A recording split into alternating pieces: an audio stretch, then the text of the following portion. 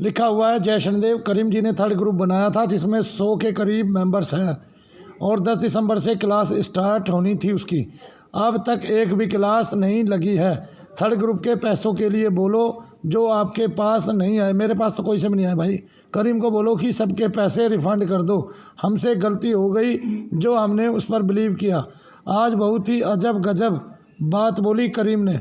मान गए करीम, बहुत दुख हुआ सुनकर, लेकिन कुछ सवाल आप पर उठ गए। अब कुछ सवाल पढ़ देता हूँ मैं आपको। जब ये एक पता था कि शनिधाम में लोग ठीक नहीं होते तो प्रेत छोटे हो जाते हैं और कुछ दिन के बाद फिर से दिक्कत करने लगते हैं, तो फिर क्या आपने शनिधाम में 2 साल क्यों सेवा की? एक बात बढ़िया बात है भाई। ये तो भक्तों ने आपके पास पैसों की कमी नहीं होने दी और ना धाम में कोई कमी होने दी, लेकिन फिर भी आप सबने मिलकर प्रेत और पितरों के नाम पर लाखों रुपए क्यों लिए? इनका जवाब तो आपको भी देना पड़ेगा। जब लोग ठीक नहीं होते तो फिर क्यों आपने यूट्यूब पर ज्ञान दिया? इसका मतलब क्या है कि थर्ड आई के ग्रुप के नाम पर पैसे लेने का। मैंने भी प्रेत का इलाज करवाया धाम से और अब पता लगा कि वो प्रेत वापस अपने रूप में आ जाएगा जो इसने बोला, वैसे आता नहीं है, फिर से वही प्रॉब्लम होने लग जाएगी। आपने भी चेकिंग की फीस ली सबसे और धाम में क्रिया करवाने को बोला, जब भी आपको पता था कि कुछ दिन में ये दिक्कत फिर से शुरू हो जाएगी, फिर आपने लोगों की क्रिया करवाने को क्यों बोला? मैं मानू भैया जी बात कर रहा हूँ। मेरे यहाँ 3-3 साल पुराने ठीक हुए लोग आते हैं और वो दूसरों को लेके आते हैं, तो ये तो बात हो ही नहीं सकती। और जिन लोगों ने पहले भी बहुत सारे लोगों को ठीक कराया है, कोई एक आध केस में ऐसा विपक्ष होता है, उल्टा होता है, बाकी तो सब ठीक होते हैं। तो गोली तो आप सबने दी लोगों को जिसने शनिधाम से इलाज कराया।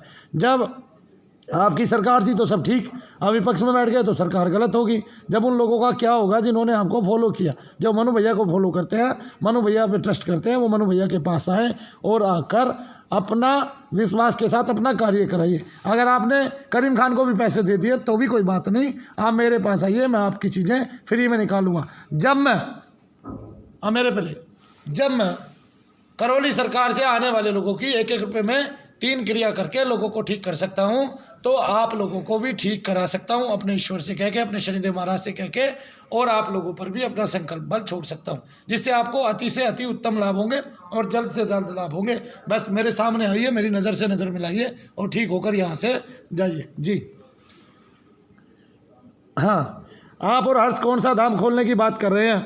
क्या वहाँ भी लोगों के प्रेत छोटे होने और पितृ बंधन में रहने? आप मेरे इन सवालों पर वीडियो जरूर बनाना। वो तो नहीं बनाएगा कमीना, लेकिन मनु भैया जरूर बनाएंगे। हर्ष ने कोई भी बात नहीं किया, ना हर्ष का कोई धाम खुलने वाला है।